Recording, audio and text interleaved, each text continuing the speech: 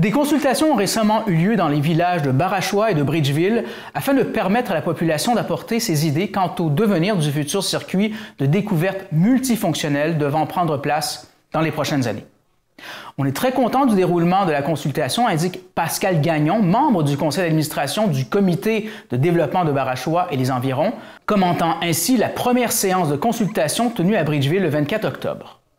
C'est cet organisme qui est le porteur de ce projet en collaboration avec le comité ZIP de la Gaspésie de la ville de Percé et le ministère des Transports. Le lendemain, une autre consultation s'est tenue à Barachois.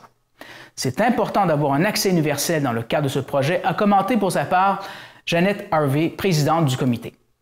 Ce projet vise à installer une piste multifonctionnelle d'une longueur de 6 km, praticable à l'année.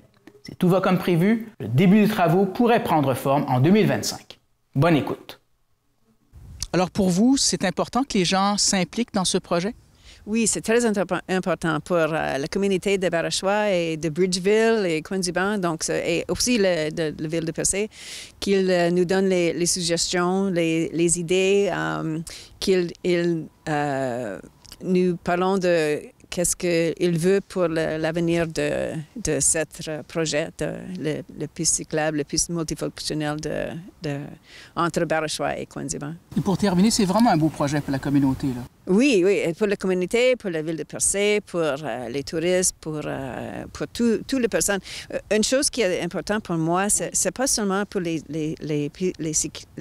vélos, c'est pour les gens avec les enfants, avec les handicapés, sur les chaises roulantes. Ça, c'est quelque chose qui est important pour moi, pour avoir un accès universal, un accès universal pour ça.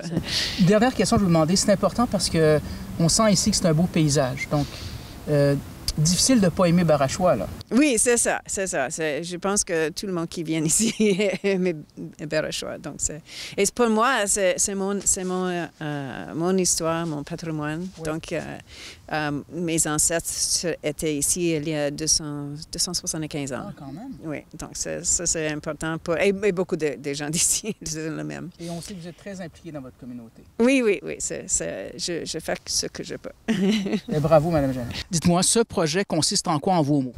En fait, on parle d'un circuit découverte multifonctionnel. Oui. Les gens disent souvent piste cyclable, mais c'est plus que ça. C'est un circuit découverte parce qu'on parle de découvrir le Barachois à travers, effectivement, la colonne vertébrale que sera la piste cyclable. Une piste qui va être pédestre, cyclable.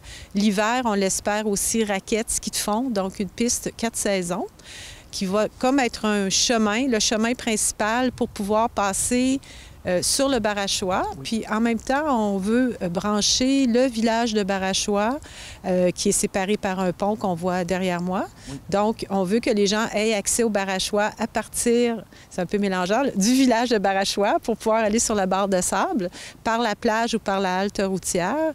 On sait que le train va revenir. Le retour du train est prévu pour 2026. Alors, il y a une question de sécurité. On sait aussi que ce n'est pas légal officiellement de marcher sur une voie ferrée.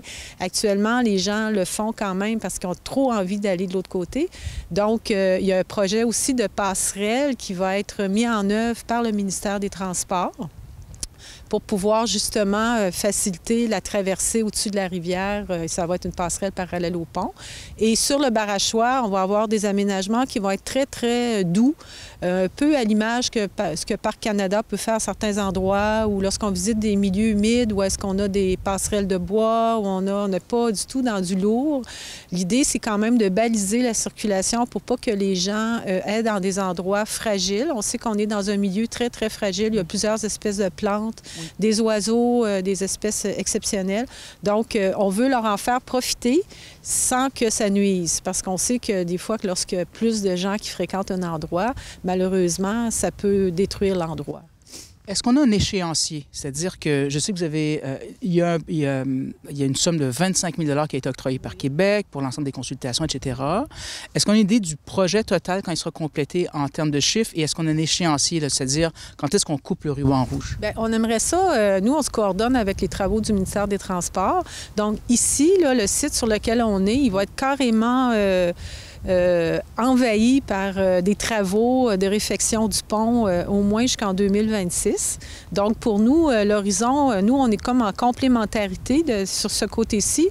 C'est bien certain que de l'autre côté, du côté de la barre de sable, on pourrait commencer les travaux. Donc, si tout va bien, je pense bien que 2025, on pourrait commencer une partie de la piste multifonctionnelle sur la barre de sable et terminer de ce côté-ci après les travaux du ministère des Transports. Ben, 2026. Voilà, fin 26, Oui. Actuellement, le 25 000, c'est vraiment pour faire des consultations parce qu'on voulait vraiment que la population s'implique.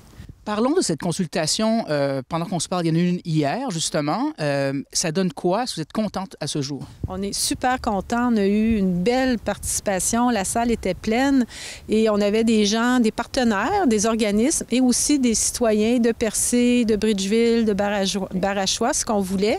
C'est sûr que c'est toujours difficile de faire sortir les gens la semaine, le soir, l'automne, mais pour nous, ça a été un succès.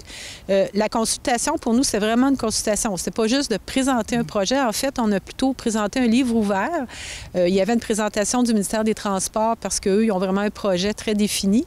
Mais nous, ensuite, on a fait des ateliers de co-création. Alors, les gens ont fait des brassages d'idées, des tempêtes d'idées, brainstorming en bon français, pour dire qu'est-ce qu'ils aimeraient, comment ils voient leur Barachois, qu'est-ce qu'ils aimeraient voir sur le circuit. Alors, on a eu toutes sortes d'idées. On a des gens qui ont plus une vision artistique, qui ont parlé de lieux où est-ce qu'il pourrait y avoir des sculptures in situ. On nous a parlé, il y a des gens qui sont plus pratico-pratiques, qui nous ont parlé des services qu'ils voudraient avoir, des toilettes un peu plus partout, de l'eau potable pour remplir les gourdes, des stationnements. On a aussi des gens qui nous ont parlé d'interpréter l'histoire parce que c'est très riche. Janet Harvey, que vous avez interviewée, disait que c'est un patrimoine si solide. Juste le pont, c'est une icône pour le village. Hein? C'est un pont qui est considéré patrimonial par le ministère des Transports. De l'autre côté, on a des vestiges de moulins assis. Il y a plein de choses. Il y avait aussi des cookrooms de l'autre côté. Donc, on a plein de matériel pour parler de la nature, mais aussi des gens qui vivaient ici. Merci beaucoup. Merci. Revoyez tous nos reportages sur notre site Internet.